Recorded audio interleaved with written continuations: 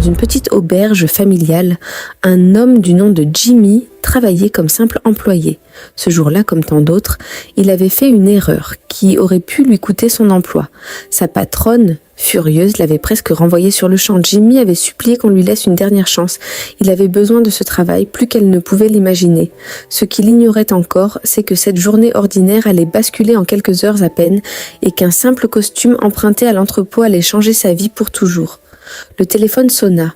La patronne, en route pour une réunion cruciale, avait eu un contretemps. De l'autre côté de la ligne, une voix pressante l'avertissait. Les investisseurs attendaient, et sans elle, ou sans un représentant, ils allaient en perdre le plus gros contrat que l'entreprise ait jamais espéré signer.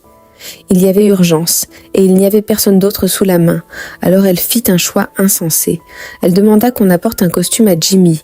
Lui, le jardinier, l'homme à tout faire, allait la représenter dans une négociation de plusieurs millions de dollars. « Mais je ne connais rien aux affaires », protesta-t-il. « Je te fais confiance », répondit-elle simplement, sans lui laisser le temps d'ajouter un mot de plus. Jimmy se présenta donc à la réunion, le cœur battant face à des hommes d'affaires impatients et méfiants. On lui tendit un contrat déjà prêt à signer, présenté comme l'opportunité du siècle. Mais quelque chose clochait. En lisant attentivement les clauses, Jimmy comprit que ce prétendu partenariat n'était qu'un piège. L'auberge perdrait le contrôle de ses réservations, de sa clientèle, et resterait seule avec les dettes si jamais l'accord venait à être rompu. Il refusa de signer. À la place, il proposa une contre-proposition équitable, sous le regard stupéfait de tous, y compris de Daniel Fierro, l'homme d'affaires charmeur et calculateur qui menait la négociation, accompagné de sa complice, une femme aussi élégante que sans scrupules. Ce refus allait tout changer, car Daniel n'était autre que l'ex-petite amie de Yolène, l'assistante de la patronne, la femme qui accompagnait discrètement Jimmy ce jour-là. Devant elle, Daniel ne se priva pas de l'humilier, la traitant de « ratée », insinuant qu'elle n'avait jamais mérité mieux qu'un travail humble. Des mots blessants, prononcés avec ce sourire cruel de ceux qui croient avoir toujours le dessus. De retour à l'auberge, la patronne apprit ce qui s'était passé. Loin de reprocher à Jimmy son audace, elle le félicita. Il avait vu clair là où elle-même s'était laissée aveugler par l'appât du gain. Dès cet instant, elle lui confia une responsabilité inattendue. Il serait désormais chargé de mener la négociation à sa place. Mais Daniel et sa complice n'avaient pas dit leur dernier mot. Ayant découvert que l'auberge appartenait en réalité à Yolène et non à Jimmy comme ils le croyaient, ils élaborèrent un plan B, bien plus sournois que le premier. Une inspectrice se présenta à l'auberge brandissant une notification officielle, fermeture immédiate pour manque d'hygiène, nourriture avariée, plainte de clients, une amende de 50 000 $. Yolène, sous le choc, jura qu'aucun incident de ce genre n'avait jamais eu lieu.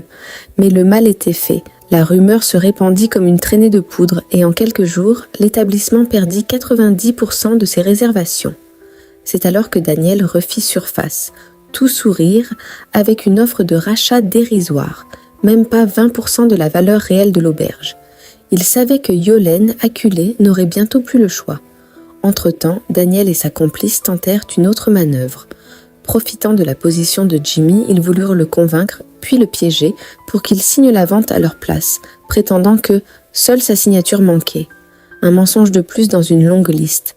Jimmy, alerté, se précipita pour prévenir Yolène. Il n'avait rien signé et n'avait aucunement l'intention de le faire. Face à la vérité crue de la situation, l'auberge menaçait de faillite, l'héritage familial sur le point de s'effondrer, Yolène fut tentée de céder, de vendre, d'abandonner. Mais Jimmy refusa de la laisser abandonner si vite. Il avait remarqué une coïncidence troublante. Les ennuis avaient commencé exactement au moment où ils avaient refusé la première offre de Daniel. Ce n'était pas un hasard, c'était une vengeance déguisée en malchance. « Faites-moi confiance, j'ai un plan », lui dit-il. Le jour de la confrontation arriva. Daniel et sa complice, sûrs de leur victoire, attendaient impatiemment la signature. Ils ne se privèrent pas, une dernière fois, d'humilier Yolène, la traitant comme une simple serveuse, exigeant qu'elle leur serve le café elle-même, savourant leur pouvoir apparent. Mais quand Jimmy entra enfin dans la pièce, tout bascula. Il annonça, avec une assurance nouvelle, qu'il n'avait aucune intention de signer quoi que ce soit, car il savait désormais qui ils étaient vraiment. Des escrocs. Sur son signal, la porte s'ouvrit. Une femme entra, celle-là même que Daniel avait un jour manipulée, faisant chanter et menaçant pour qu'elle porte de fausses accusations contre d'autres commerces innocents. Elle n'était pas seule.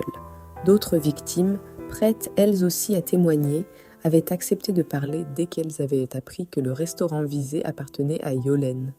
Le visage de Daniel se décomposa, toute son arrogance s'effondra d'un coup, et ce ne fut pas la seule révélation de la journée, car Jimmy, avec un sourire, ajouta qu'il avait lui aussi oublié de préciser un détail important.